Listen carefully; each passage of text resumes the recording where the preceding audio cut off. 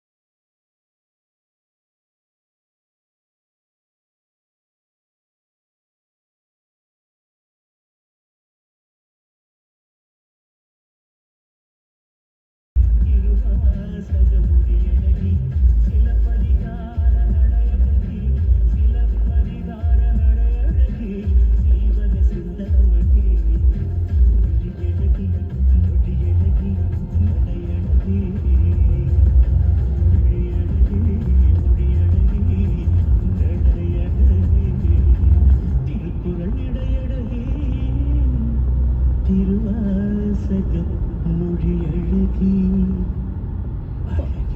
9:08 இருக்கின்றது. ஈஸ்டெஃபமின் நேற்று இன்று நாளை இனிய ஒரு பாடலோட வழக்கம் போல ஆரம்பித்திருக்கின்றது. சரி, இந்த வேளையில் நாங்களும் ஒரு அழகான சிந்தனை ஒன்றை பார்ப்போம். நம்மிடம் இருக்கும் தனிப்பெரும் சக்தி வாய்ந்த சொத்து எங்களது மனம்தான். அதை சிறப்பாக பயிற்றுவித்தால் ஏராளமான செல்வத்தை அதனால் உருவாக்க முடியும்.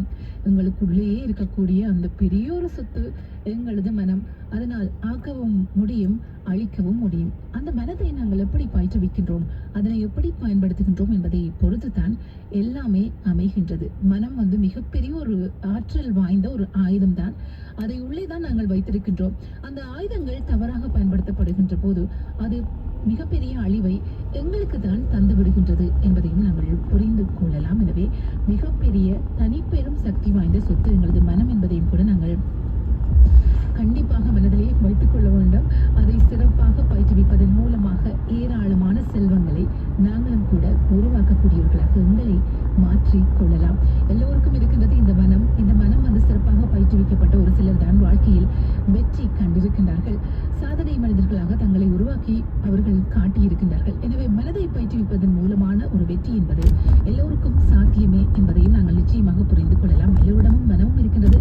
அதை சரியான வழியில் செலுத்துவதற்கான ஒரு சக்தியும் எங்களிடம் தான் இருக்கின்றது. ஆனால் அதை பெரும்பாலானவர்கள் செய்யாமல் இருப்பதன் காரணமாகத்தான் பல்வேறுபட்ட சிக்கல்களிலே நாங்கள் எங்களது வாழ்க்கையை தள்ளி விடுகின்றோம் என்பதையும் புரிந்து கொள்ள வேண்டியவர்களாக இருக்கின்றோம்.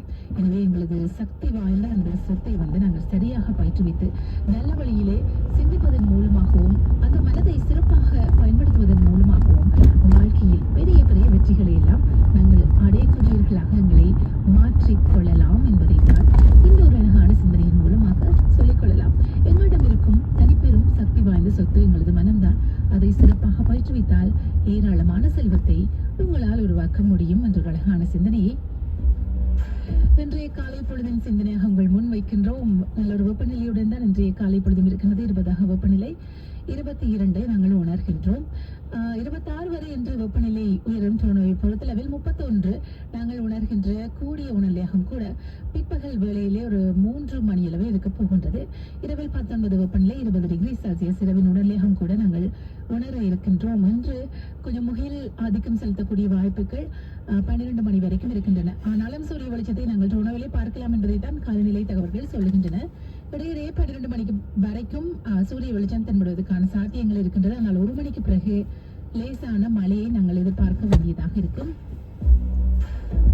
இன்று பிற்பகல் வேளை மழைக்குரியதாக அமைவதற்கான வாய்ப்புகள் இருக்கின்றன. இரவு ஒரு 11 மணி வரைக்குமே மழைக்குரிய சாத்தியங்கள் இன்றைய தினம் சொல்லப்படுகின்றன. எனவே அதுவும் ஒரு முன்னிரவு வேளையிலே அது தண்டஸ்டோமாக கூட மாற்றம் பெறும் என்பதையும் சொல்லியிருக்கிறார்கள். எனவே இன்று பிற்பகலில் 5 மில்லிமீட்டர் வரையிலான மழையை நாங்கள் எதிர்பார்க்கலாம். கொஞ்சம் கணிசமான ஒரு மழை தான் அது.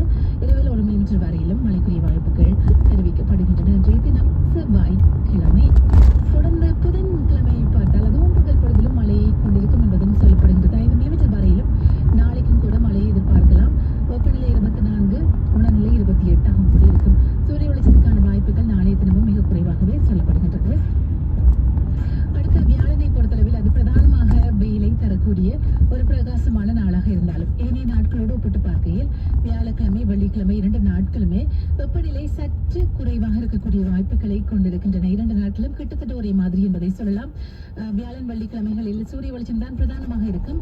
வியாழக்கிழமை 22 வெப்பநிலை, 23 உணரப்படும். வெள்ளி 21 தான் வெப்பநிலை, 22 தான் நாங்கள் உணர இருக்கின்றோம். ஒரு மிதமான ஒரு காலநிலையை கொண்டு வரப்போகின்றன இந்த 2 நாட்களும். வியாழன் மற்றும் வெள்ளிக்கிழமைகள் மறுதி என்று சொல்லி பார்த்தால் லாங் வீக்கெண்டின் ஆரம்பம் சனிக்கிழமை மழையை கொண்டிருக்கலாம். இப்போது மழையின் அளவும் கூட கூட்டப்பட்டிருக்கின்றது. பகல் பொழுதிலும் 5 to 10 மில்லிமீட்டர் வரையிலான மழையோடு தான் நாங்கள் சனிக்கிழமை பகல் பொழுதை அனுபவிக்கக்கூடியதாக இருக்கும். அதற்கேற்ற வகையில் எங்களது வெளிப்புற நடவடிக்கைகளை நீங்களும் கூட திட்டமிட்டுக் கொள்ளலாம். சனிக்கிழமை மட்டும்தான் மழை.